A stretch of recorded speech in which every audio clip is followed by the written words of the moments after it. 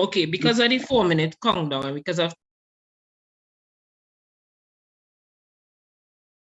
an hour, do you want to just end with we cut out the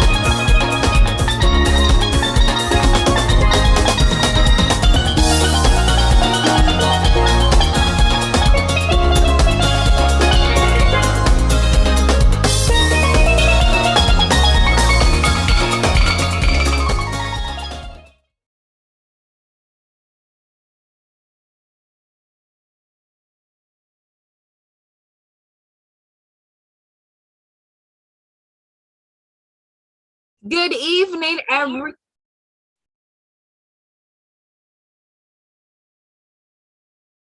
Good evening, everyone, and welcome to our big conversation.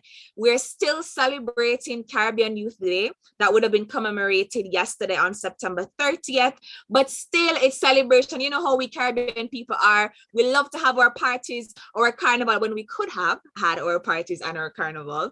We like to party extensively, and it's just the same way in which we are partying and celebrating our young people across the Caribbean. So we're still celebrating Caribbean Youth Day today on February 1st. Did I say February 1st? On October 1st. And we're having this big conversation on COVID-19 impact on both education and mental health, specifically mental health for students. So we have some young people here from across the region. They're doing incredible work in their respective countries. They are in their own way, minimizing the negative impact of COVID-19, whether on education or mental health. And we're excited to hear from them about what they're doing, how they're making things better in their countries, but also just their general opinions and where we need to go. Just to remind you that we are streaming live here on Facebook as well as on YouTube. And we're encouraging you to send the link to your friends, tell them to come on out to listen to the conversation and to also drop their comments and questions because we want to hear from them too. It's so important for us to have this collaborative conversation about what can we do as a region to minimize the negative impact of COVID-19 on mental health and education. So who are these fabulous people that we have this evening? So we have Maurice Artwell. She's the president of the UWI Open Campus. And I'm a little biased because as a former guild president, yes, you know, I always want to big up anybody who's serving on guild. Plus she's a president, you know, and well, I'm a former president, but still it's a presidential fraternity. So big up yourself, Norice, as we say in Jamaica, and welcome. Next, we have Allan Farmer. I wonder if you know anything about actual farming. We'll see. He's the treasurer of the Barbados Youth Development Council. Next up, we have Mikeela. I feel like she's not going to like how I'm going to pronounce her name. Is it Mikeela? I hope. Yeah, she said yes. Awesome. She's Mikeela Cunningham, and she's from the Anguilla CARICOM. Oh, she's an Anguilla CARICOM Youth Ambassador. Yes, so we have ambassadors in the house. I love it. A nice blend of different kinds of youth leaders with different stakeholders. And then to round out our panel for this evening, we have Alens Plante. I hope I pronounced it properly. And he's from St. Lucia National Students Council.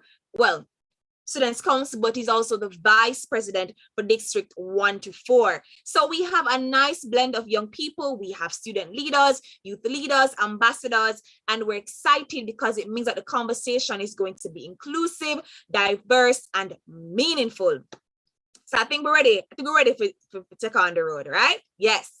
So I'm going to start off by asking each person just to give me a minute or two description of what is happening in your respective country, just to remind us of your country, and then to tell us a little bit about what is happening in terms of the pandemic, how it's impacting young people in regards to education and their mental health. We're going to start off first with the person whose name I called last, Mr. Allan Plante from St. Lucia, National Students Council Vice President. Allen? Okay, good evening, everybody. Before I introduce myself, I'd like to say that I'm quite honored to be the youngest on the panel, I think, at 16, going on to 17 this month. I think also Caribbean Youth Month is in October. So I think October borns are the best. October is the best month. So I will have to say that also for the record.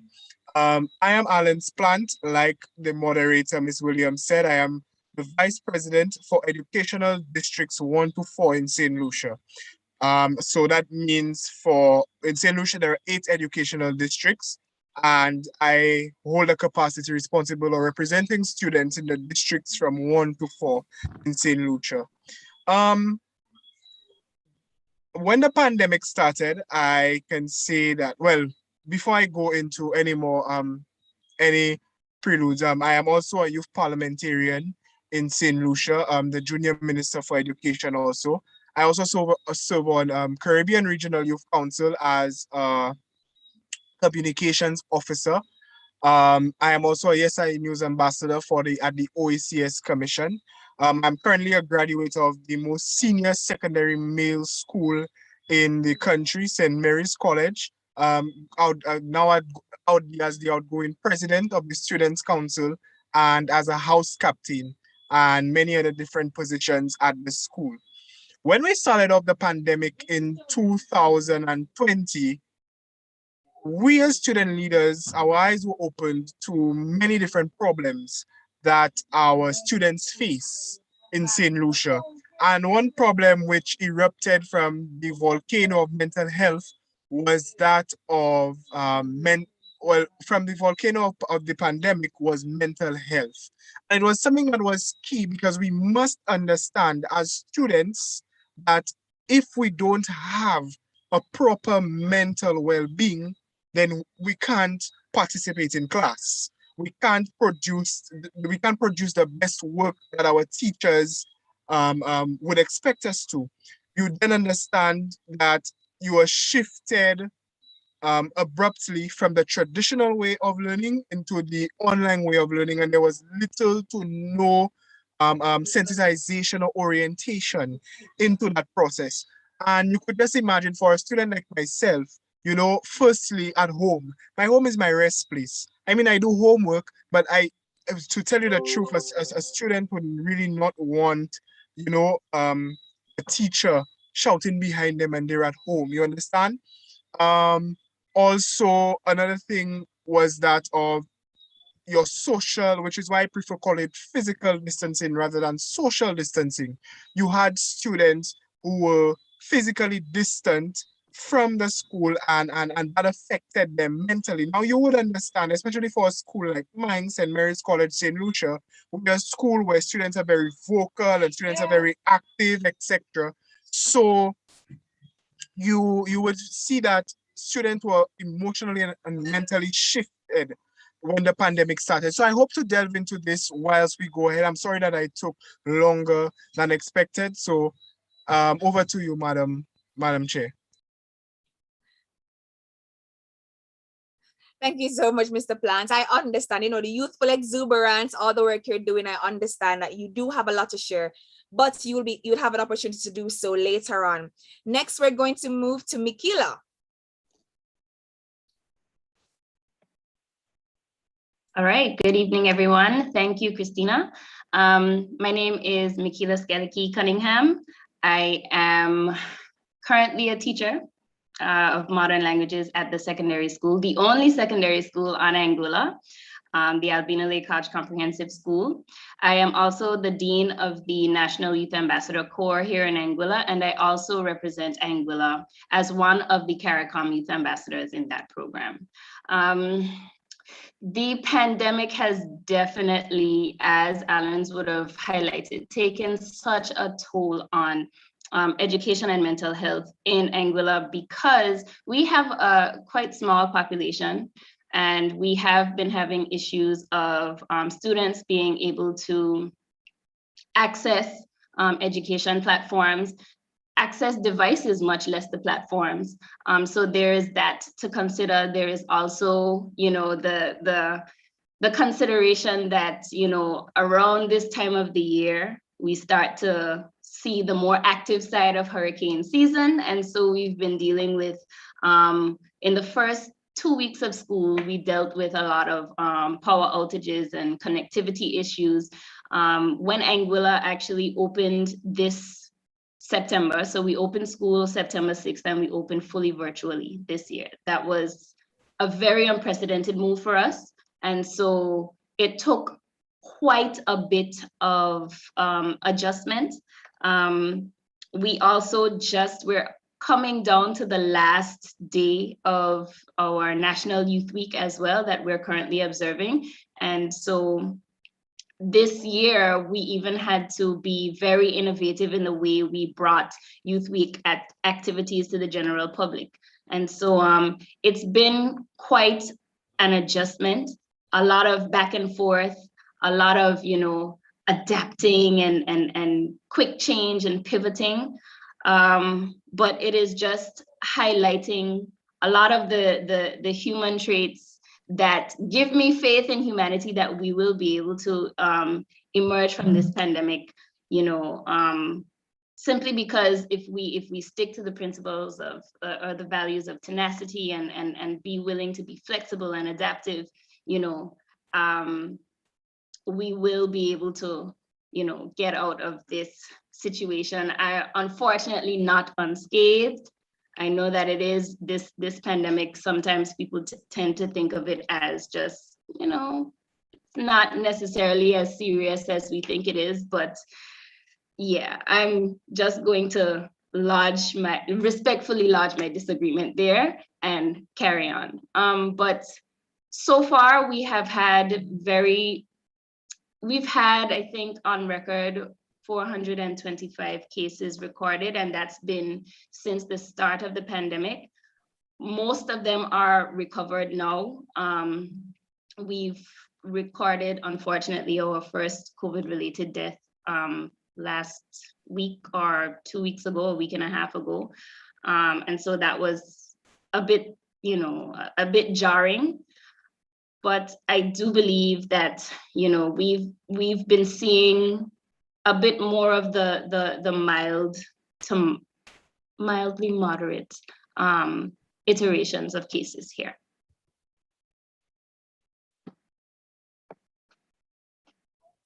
Okay, thank you so much, Mikeela. So next we're going to move to Allan.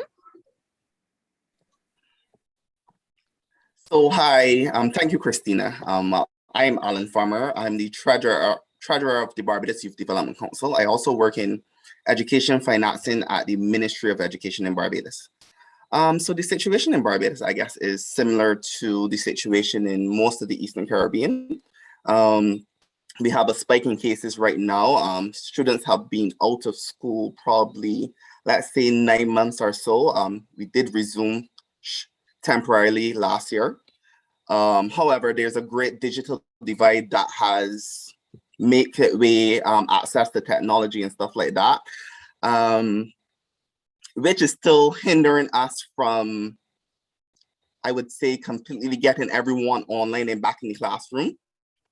It's not only hindering the students, but it's also hindering the parents, because parents have to be there to support the students. So when we talk about mental health as it relates to school, mental health as it relates to our students, we have to talk about it holistically. And I think that is where the discussion is going in Barbados. And we are also pushing the discussion of vaccination so we can get our children back into school. So we're having a vaccination drive right now to vaccinate between the 12 to 18-year-olds, so we can have our secondary school students back in school and making it a priority probably for them to do better at CSC and learning and stuff like that, because of the lack of the school environment and stuff like that. Persons are suffering not only mentally and physically, but I mean, the soft skills and stuff that would be fostered within schools aren't there. So that's some of the major problems that we are having within Barbados. That's it. Thank you so much, Allan. And now we move to Norice. Thank you, Christina, and good evening, everyone. Christina, I promise you I'll try to stay within the time. I've actually just started my timer. All right, so I'm gonna be as very fast as I possibly can, but brief as well. I am Jamaican. Let me put that out there. So from time to time, you guys, if I'm speaking too fast, let me know. All right, so the name is Maurice Artwell. I'm the Guild president for the UWI Open Campus Guild of Students. And before I say anything else, it's a challenging job. Christina, I wish you had warned us. Those who aspire to be in this position from last year, but we are doing our best to ensure that we represent the students. I'm going to speak about Cayman because that's where I live, and I'm the chapter chair here as well.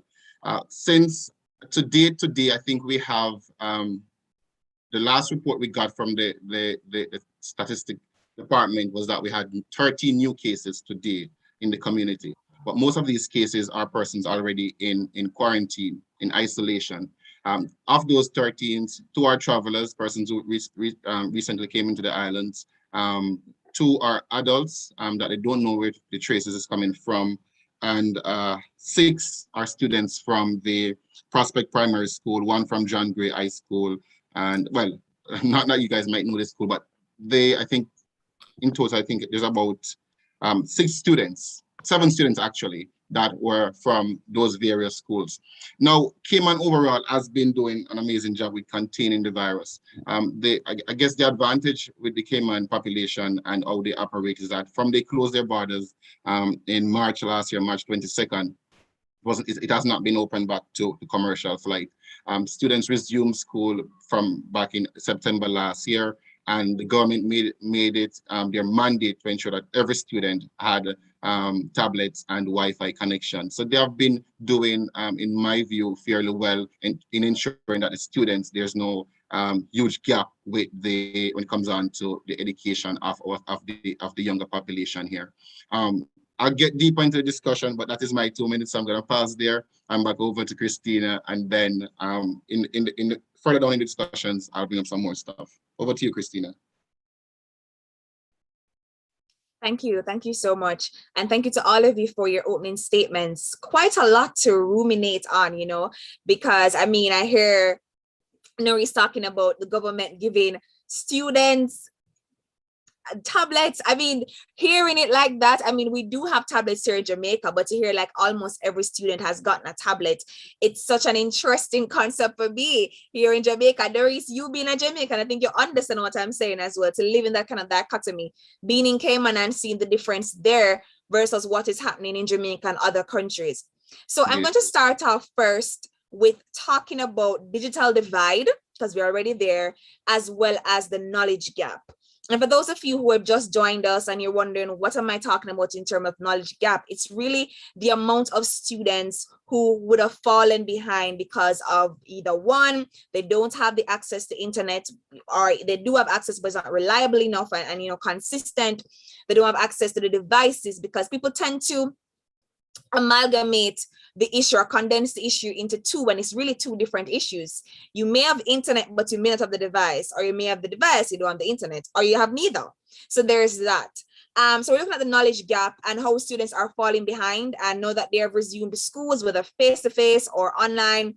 They're being forced to take on this new curricula or new curriculum, and they're not there yet because they haven't really passed the year group before. How is it that you think, because I'm very solutions oriented, so I'm asking, because we already know the issues, most of us here and people watching as well. How is it that you think we need to manage this knowledge gap so it does not extend past a point where we say past a point of no return?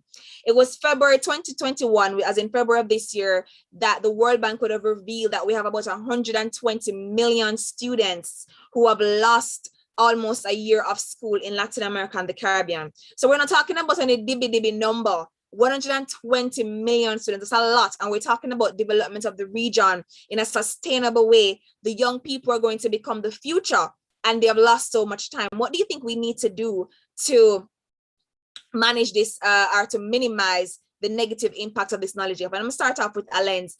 Just a reminder to all of us that we have 30 seconds to 45 seconds to respond.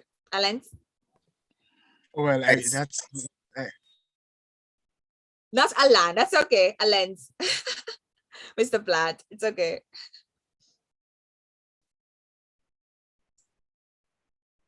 Is he here? All right, no problem. So we'll move to Allan until Allen's come back. All right. So basically, I'm here. Can you hear me? Okay, we can hear you now, but Allan is already on. Is he there now? Allen, you're here with us? Yeah, I can hear you all. Okay, go ahead. Okay, well, for us in St. Lucia, actually last week, we met with our Chief Education Officer in St. Lucia, and we highlighted many different gaps that we had in our education sector. You had where students do not have the same thing that you mentioned, Williams, that we would not have a device, but they would have internet, or they would not have internet, but have a device. So we had that there. And we had where you had stakeholders of students, meaning the parents, not playing an active role in in students' lives. Because what I mean, most people here are tertiary level education, but I can speak to secondary and primary level education here, especially in St. Lucia. So what we are trying to do now in St. Lucia, especially to bridge the generation gap, is that we realize that our students are still stuck to the traditional way of learning, which is face-to-face. So we have many different community schools. So for example, in St. Lucia, there's a community named Debara. That school would have 58 children because it's a community school. And all those children would live in a bubble, that community bubble. And then out of those 58 children, only 10 students have a device. And given where the community is located, internet is a serious issue. So what we decided is that in St. Lucia, as much as possible, to try to get our students, especially in the small community bubbles, to get them to come to school. And we know that when we realize, or when we look at contact tracing, the numbers there are very low. So if we could get our students to come to those community schools so that the learning there would be better and those students could pick up on a lot of content. Because there are even in community schools where students would go back. And when I think last year, September, when school reopened for the academic year, there were some students in grade 3 and grade 4 who couldn't remember how to spell their name. That's how serious it was and how detrimental COVID-19 was to our students. So this is one of the first steps that we're trying. Now we have many other solutions, but in the interest of time, this is one that, we want to try to bridge the knowledge gap here in St. Lucia. Thank you. So I'm going to go to Mikeela, and I'm just going to ask you Mikeela, to just give me your response in the context of being a teacher. What do you think that we need to do to narrow this knowledge gap?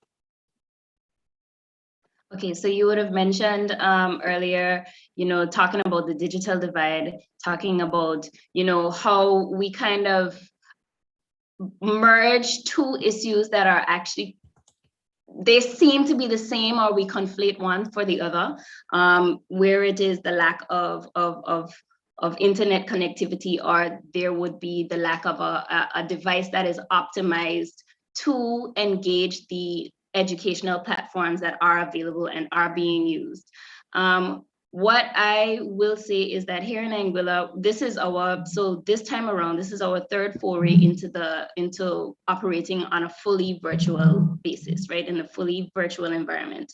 And I would say each time we have gone into the virtual environment, it's been, I don't want to use the term last minute, because there is no other way for it to have come about, simply because this situation is an extremely fluid situation. One day you can hear you have 4 active cases on island, and then the next it shoots up to 20, going to 30, going to 40. And on an island that has a very small population compared to where the rest of our panelists are from, I mean, those kinds of numbers really are worrying for us, right? We have since opened our borders for tourism as well, because we do understand the need to balance, public health, but also our economy being seriously tourism based.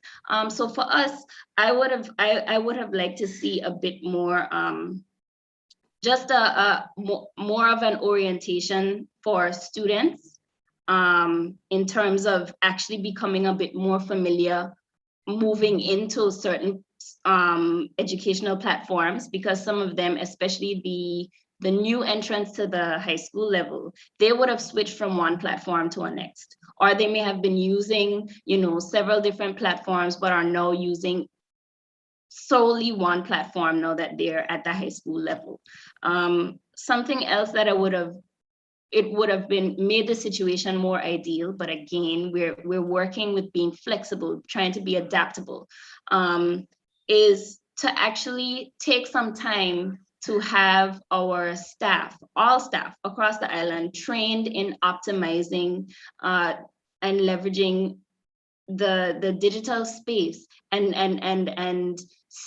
streamlining delivery of instruction, right? So not every lesson, not every subject is so easily taught in a virtual space.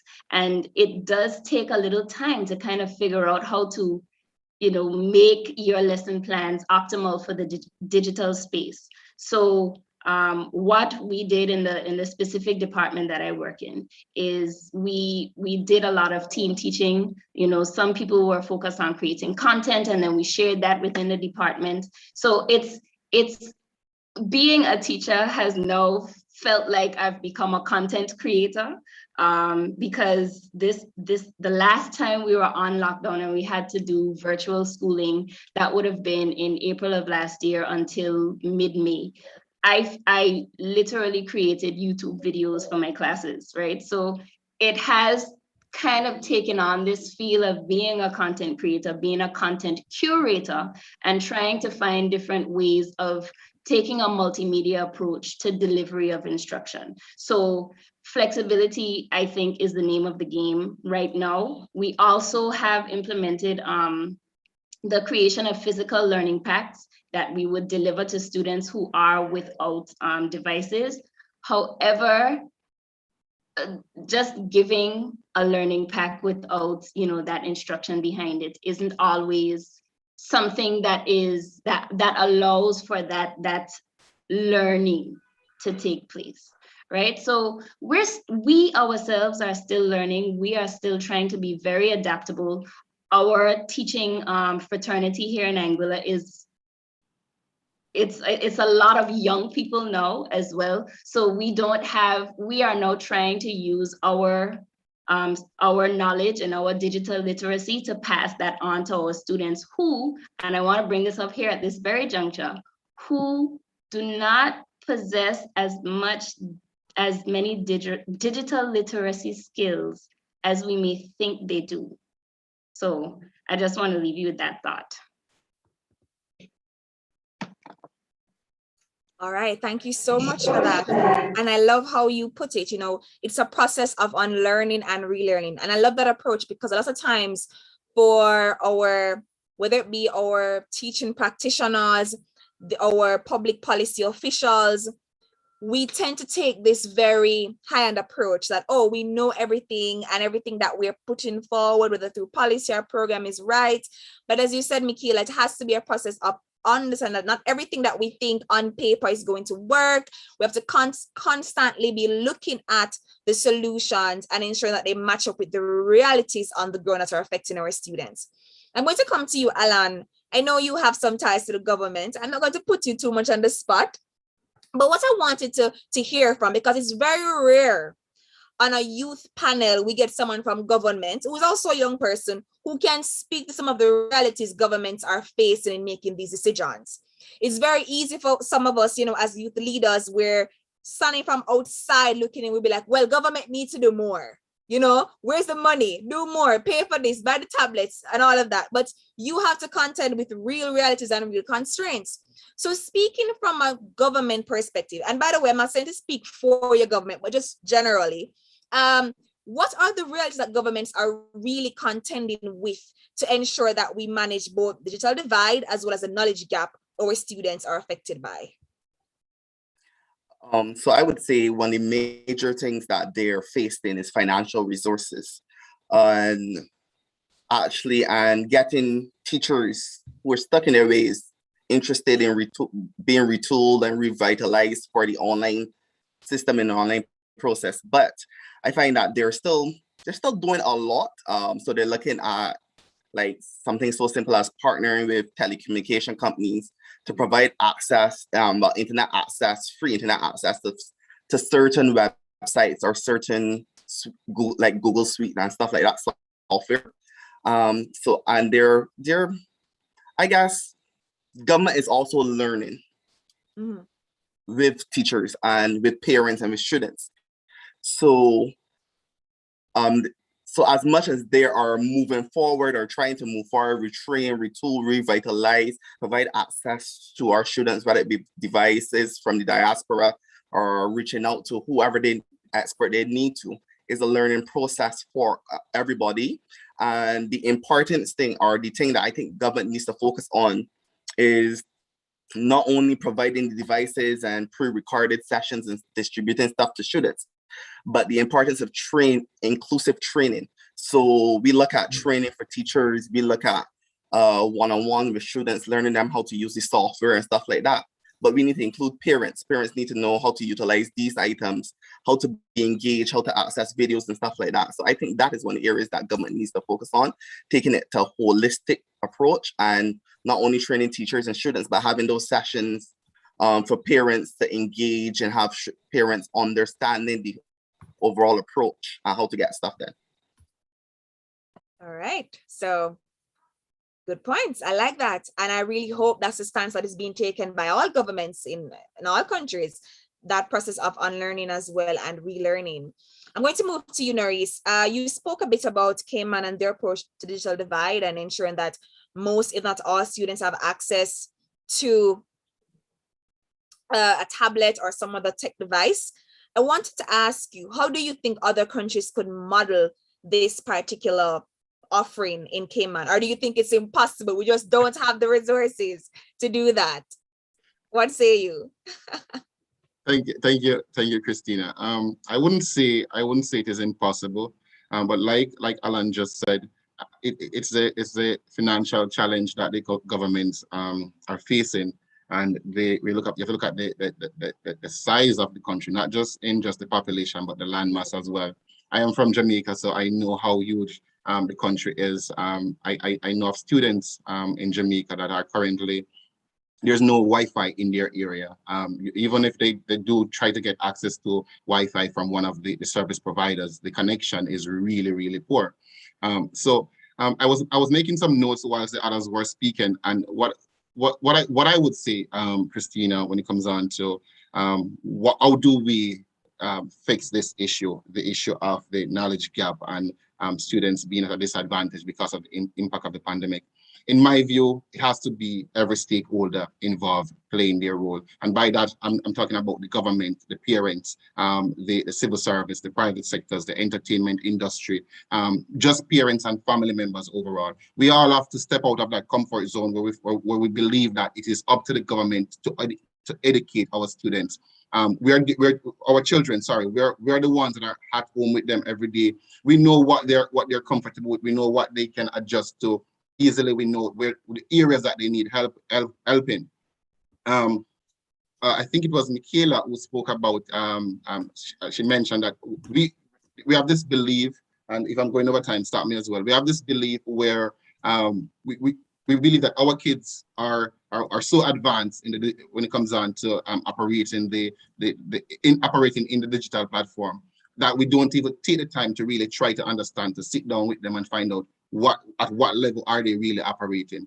It's easy to go on YouTube. It's easy to go and create a social media space. It's easy to go and talk with your friend on WhatsApp and so on. But to actually operate in these platforms where a student needs to sit down for hours around a computer, around a tablet, reading. I'm an adult, and I can tell you sometimes it gets really boring. I have to get up every half an hour just to walk away to come back and refresh. That's what I'm saying. We need all the stakeholders to come on board.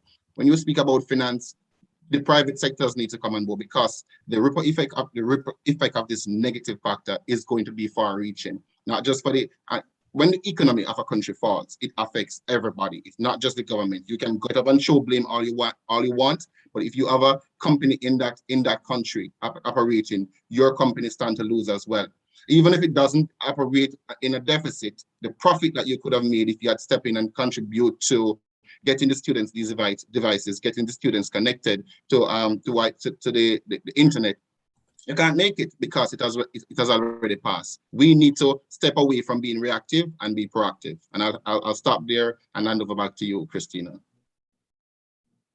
Good points all around. Multi-stakeholder engagement. Partnership is important. For those of you just joining us here on our big conversation, we're talking about COVID-19's impact on education and mental health of our students. And we love to welcome you. We're streaming on Facebook and on YouTube, and we still have a little bit of time here. So we're encouraging you, it's not too late to invite your friends, your family members to come out and to listen, and to also add your comments as well, because we love to hear from you about what is it that you think we need to do regionally to ensure that our students, the negative impacts of COVID-19 on our students can be minimized, if not resolved altogether. Now, we are 2 years into the pandemic. And in many respects, it seems as if the conversations that we're having is almost we're having the same conversations as we were having a year ago. And it's almost like, when are we going to get a break? You know, I mean, every time we read the statistics that are coming in, whether from UNESCO, World Bank, all these different agencies that are conducting research, it's like the statistics is not showing us the improvement that we'd want to see. Do you think we need to do something radical? And if it is something radical that we need to do, what is that radical thing that you think we need to do? I'm going to put some suggestions out there. Do you think as a region, under CARICOM or whatever, OECS, etc., we need to come and say, listen, mandatory vaccination, you know, mandatory vaccination for all students so that we can go back into the classrooms, mandatory vaccination for all teachers and anybody who work within an educational institution so we can go back to normal, whatever that normal means, because I don't think we'll ever go back to that normalcy, but that's my opinion. What do you think is that radical thing that we may need to do to see some more improvements and see it, I would say, in a quicker timeline? And this is open to the floor. If I may jump in, Christina. All right, Norice. Yes, I definitely support a radical move, but not a radical move that takes away the rights of persons where you're going to mandate somebody to take the vaccine. And even if we get to that stage, we have to bear in mind that some persons just can't take it for health reasons or for some other factors. My radical move is this. I think one of the challenges, and it's something that I've noticed in my office as a student rep and as a police officer as well. What we lack is communication, open and transparent communication. We know of CARICOM, we know of the other regional bodies, the governments that sits on these bodies that represent our region. What I am yet to see is that is a news article that says, okay, Jamaica, St. Lucia, Antigua, Barbados, Trinidad, everybody has come together and they have pulled some funds together and okay, we're getting vaccines and okay, we're working together to do this. This is the approach that we're taking as a body. I'm yet to see that. What we're seeing is like what we're doing here, Christina, discussions, meetings, and a lot of negative news. I guess maybe that is what's said. I'm not saying that the governments are not doing that, but I would want to see that. Why? Because for me, information and the awareness that there's some partnership that your governments can come together and say, and actually be working and not just speaking, but working together to actually get the region outside of this. For me, that's motivation. That's an inspiration, and it will uplift people. Before I hand over to you, Christina, I want to leave the floor with saying this. For those who are watching, if you have not yet been vaccinated, if you're one of them that have been deciding, okay, you're not going to get vaccinated because of what you hear on social media and that the belief that the vaccine has a SIM card in it and all those stuff, don't do that. Please don't do that. Take the time to read into these stuff. Analyze the information that is provided to you. And if and only then you decide that, okay, this is not something you want to do, then fine. But bear in mind as well that your decision will have some ramification to it because others out there want to get along with their life. I'm going to say this boldly. The situation that we're currently in for some of the countries, not all, is strictly because of persons refusing to get vaccinated. They want to travel, they want to go out, they want to interact with people. And whilst the vaccination is not a cure, it is the best defense that the world has now. And I am pro-vaccination. Like I said, Christina, my radical approach is that I want to see that. I want to see our leaders actually acting together and not just discussing. I want to see action as a unity, as a regionally led leaders coming together and putting something out there and working towards that. Working towards it. As we'd say, Norice in Jamaica, action over more chat. Thank you. That is what Norice wants to see. Well, I did ask for a radical response and I got it. We're going to move to Mikeela.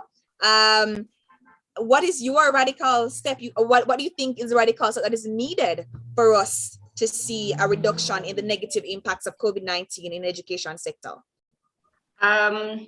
I think we have mental health as a part of the topic this evening for a very, very, very particular reason.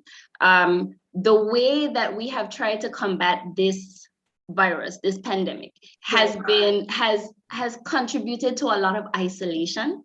It has contributed to a lot of, we've seen, at least here in Anguilla, we have seen like a rise in crime even. We've seen a rise in gender-based violence. And I am aware that in territories across the Caribbean and Latin America, those issues have also been on the rise as well. I want to say that I don't want to sound fatalistic here, but I think that it is worth wrapping our minds around the fact that this is going to be, COVID-19 is going to be a part of our daily landscape for quite a while to come. And so if we are going to go the route of talking about vaccinations and pro-vaccine, anti-vax, please don't be anti-vax, guys. That's not cool. Anyway, if we're going to go that route, please understand what inoculation is. Please try to learn the foundations of those concepts before you cast, your vote or your decision in becoming vaccinated. I don't like to, I do not personally agree, as Norice would have mentioned, with vaccine mandates personally. Again, I do understand that sometimes people in leadership positions feel that those might be the types of radical, bold steps that needs to be taken to get us out of this situation. I do want to say, I really feel like because this might be the way things will be for a while, we need to, this is my radical thing here, the Caribbean region needs to finally have honest conversations about mental health and the narrative that we hold here in the West Indies. Okay, that's my radical thing. I believe that vaccinations, non-vaccination, being vaccinated, not being vaccinated, yes, it can play a huge role in the resolution of this situation. But if our needs are not being met on other levels, I don't think we can expect other people to make those types of decisions. There are a lot of people all over the region who are operating in survival mode right now. People who have not worked in months, people who have not been able to put food on the table for their children, So I don't think that it would be fair to kind of corner a captive group and say, hey, well, if you want to return to work, vaccinate or not, right? So we need to have honest, very candid conversations about mental health in the Caribbean. And you can tell that this is something that I am very passionate about. Being a graduate of psychology and neuropsychiatry, this is the field I love to talk about. I love to talk about human development. So at the end of the day, we need to take care of ourselves and each other holistically. And when we are able to meet those needs, those base needs, I think we might be able to make some headway in having more complex conversations and dealing with more nuanced issues like vaccination.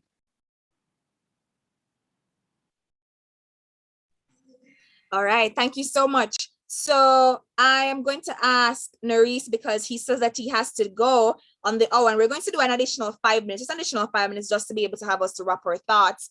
I'm going to ask Norice just to give me his 30 seconds wrap up before he goes. And then we're going to jump right to Allan and ask Allan about what more do you think we can do to, I can't say that we can encourage people to go out and to interact anymore. That would be against most countries' pandemic protocols. But what do you think we can do to reduce how isolated people are feeling and the impact it has on mental health? We're going to come to that with you, Allan. We're going to allow Norice just to give us his 30 seconds wrap up before he has to go. Thank you, Christina. So I'll do it in my messages in two categories. One, to the government. Come together. We have been spreading the notion that we want regionalism, and we have CARICOM, we have the other agencies, other committees that are formed from the region. But we want to see action, not just meetings, not just discussions. I don't want to just read news articles saying this was decided, that was decided. I want to see action action. When the news articles come out, I want to say this was done. This amount of money was pulled together by these Caribbean leaders. It will be aimed at this specific aspect of the aimed, to address this specific factor of the impact of the pandemic. The second aspect is to all stakeholders. Setting aside the governments for now, because I just asked them of a big favor. Parents, family members, entertainers, members of the private sector, even us here as student leaders, young youths who are involved in agencies like we are now. It has to be a partnership approach. We have to step away from the norm of just expecting to. I don't want to go back to the norm. That's what I'm saying. I'm not saying don't go back to the classroom, but we have to move away from that mental frame that we have to go back to the norm. We are in a new norm. We need to adapt. That's what we need to do. We need to adapt, and everyone has to play their role. Step away from the norm. Let us stop being reactive and be proactive in our approach going forward. And I'll yield the floor there, Christina. Thank you guys for having me. It's been an amazing discussion, and I wish you guys nothing but the best for the rest of the evening. Be safe. Bye, everyone. Bye. That was Maurice Artwell, president of the UE Open Guild. Thank you so much for being with us and being as uncensored as possible with the conversation. So Allan, right to you. Okay, so basically, I think in the Caribbean, mental health is still very much a taboo topic, unfortunately. And it has to be a societal change. We need to see the importance of mental health. We need to see the importance of self-expression. We need to see the importance of self-care. We need to teach self-care, the importance of a person taking care of themselves. Something so simple as reaching out to an individual, asking them how they are doing and stuff like that. We need to put back those soft skills and push for those soft skills, because you reaching out to that individual and asking them how they're doing will probably can make their day. They can have a bad day and somebody acts doing something so simple as reaching out to them. As it relates to societal change, we need to realize that mental health and so there are two differences: mental health and then there's mental illness. Mental health is something that everybody has, everybody suffers from and stuff like that. Mental illness is probably disorders and stuff like that. And we need to take care of our mental health. We need to educate persons about mental health and the importance of taking care of themselves, taking care of others, letting persons express themselves, getting rid of toxic masculinity and stuff like that. Those are all societal problems that are very heavy in the Caribbean that needs to be addressed. And we need to address them utilizing education campaigns, even embedding it within the school curriculum along with teaching soft skills.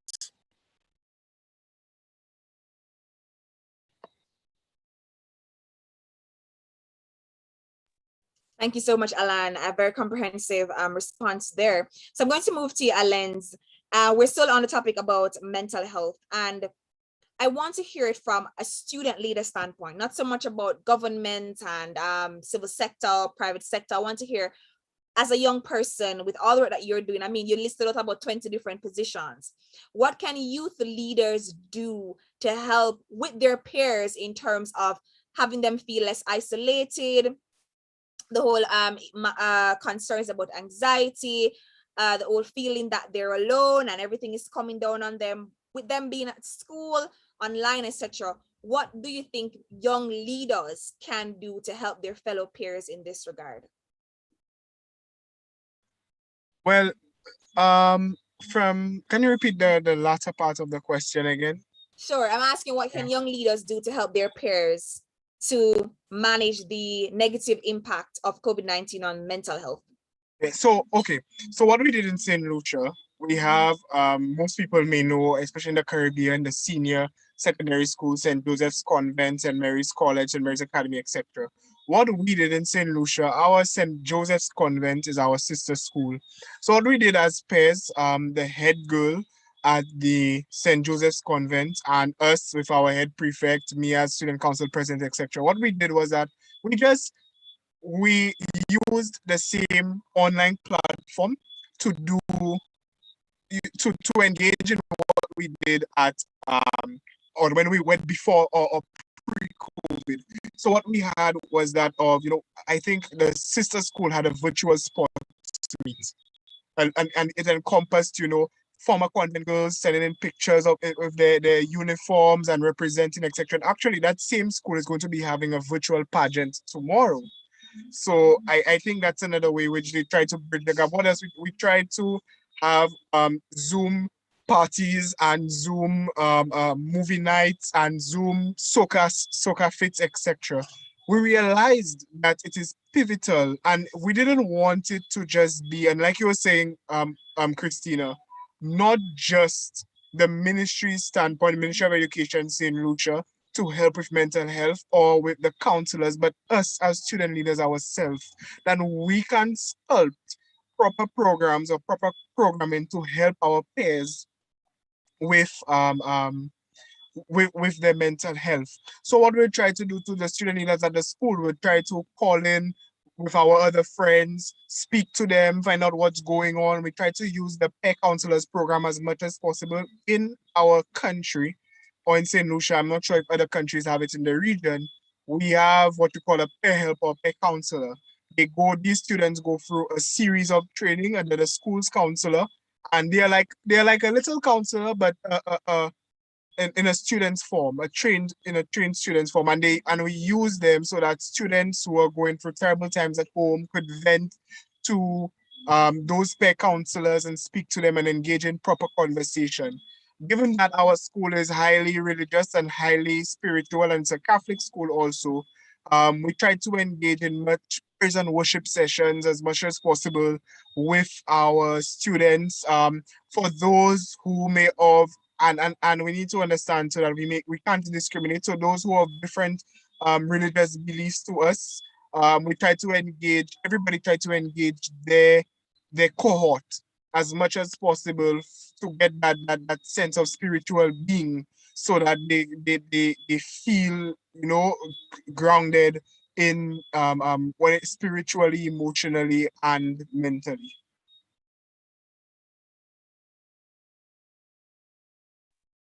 Thank you so much, Alens. So we are at the end of our session, but we're not just gonna done it dry like that. We're going to allow each person 30 seconds, just like Norice was able to do, the opportunity to just comment one final time and what do you think we need to do as a region or for your specific country to minimize the negative impact of COVID-19 on the education sector and the mental health of students. You could reiterate the points that you made earlier just to sum it up nice, to put it in a package. But I think for the persons who will join us, who joined us later and will watch this video long after it has been aired live, would definitely want to know what we have discussed here this evening. I will start off with Mikeela. All right, thank you, Christina, and thank you to Crick for having me here. I am very grateful for the opportunity. I just want to go back to some of the things that I would have mentioned earlier. I do believe that everything that has been mentioned this evening by the different panelists will play a very integral role in moving us forward, learning how to live with COVID-19. I do believe it was Norice and Allan who mentioned earlier about moving away from the talk and chalk, mentality of teaching. As a teacher, like I would have said earlier, I find myself feeling like a YouTuber, like a content creator and curator in delivering my lessons for my students. So I think there is always room for more training and learning how to optimize your skills for the digital space for the benefit of your students, trying to reach out to your students in different walks of life in various ways. Having that honest conversation about mental health, that very honest, candid conversation. We need to hear what are the common conceptions, and we need to hear what is the actual, information, because there is quite a lot of misinformation out there about the narrative surrounding mental health here in the Caribbean. And I want to work as hard as I can to dispel some of those misconceptions, because, you know, this field should not be where it is in this century here in the Caribbean, right? So I just want to leave everyone with the final thought of, please take care of yourself, take care of each other. One love. Thank you so much for having me this evening. Thank you so much, Mikeela. One love indeed. So we move now to Allan, and after Allan, we'll have Alens. So I believe our major goal must be to reinvent education so it presents a more balanced approach. So that includes gender inclusion, equity, focusing on mental health and the soft skills and stuff like that. However, I also believe that it's a holistic approach. So it has to be policymakers, parents, teachers, students, schools, community, business leaders, whoever, to understand that they're all part of the ecosystem, the education ecosystem that is dependent on a collaborative approach for us, not only surviving the pandemic, but thriving during the pandemic, because we don't know how long it will last. So it's only through the support for and leveraging of the strength of each individual that we will be able to get the education system functioning or functioning to a certain level that it needs to be. And the approach, we also have to always remember that we have to think about the future, and the children are the future, and how best we are going to address any issues, whether it be mental health and stuff that they're focusing on. So as I go, I would just say holistic approach is an ecosystem, and right now is a very fragile ecosystem, and we need the support of all to deal with the challenges within the ecosystem. That's it for me. Alens? Well, yeah, thank you very much for having me here tonight. I think it was a real pleasure getting to know new people and sharing opinions and learning the different perspectives from across the region, especially in countries with larger populations and smaller populations. And I was here with a teacher tonight. I'd like to say thank you to the teacher herself. I think that from a student perspective, and next week is actually Teachers Week in St. Lucia and Teachers Appreciation Week. So, okay, that's nice too. And I think next week I'll have to speak at a conference for teachers. And I think it's one thing I'm going to mention, that teachers play a really important role in the sculpting of our consciousness and minds of our students. So I just want to say thank you. And, you know, you saying that you're the content creator, and I think there are many of my lecturers and my teachers who would have seemed just like you, and I think we should really, really, really appreciate you for that. I wanted to say that firstly. I think for me, from a student perspective, what we would like to see coming out from COVID-19 and this pandemic now is our adults following protocols, especially here in St. Lucia. We have the non-compliance of you know, wearing the mask, physical distancing, social gatherings, etc. And my thing is that when the adults do it, it trickles down into our students. When there is a rebellion to authority from above, our students take example.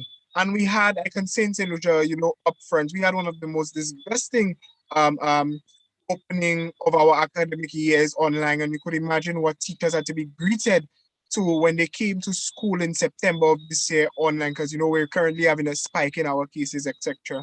And students were being disrespectful, using swear words, etc. And it was really, really, really out of place, you know. And I just think that, you know, teachers do so much, and this was not the way to be greeted. But when you look back at it and you do and you retrospect, you see that it goes and it comes from our adults. So I just make an appeal, especially to those in St. Lucia who's listening and across the Caribbean, to let's follow protocols and let's try to respect authority as much as possible. So it was nice meeting everybody, and thank you again.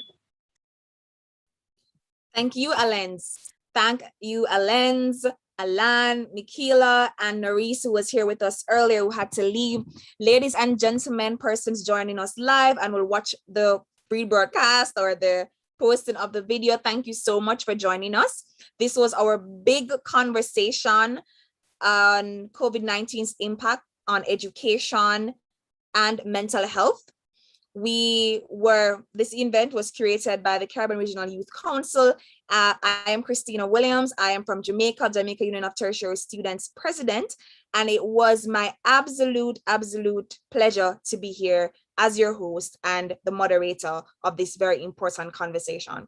Thank you all for listening and for tuning in, and I would ask you now to stay back a little bit and to enjoy our entertainment package. Thank you all. God bless. Good night. From many distant lands, our forefathers came, some seeking adventure, some bound in chains.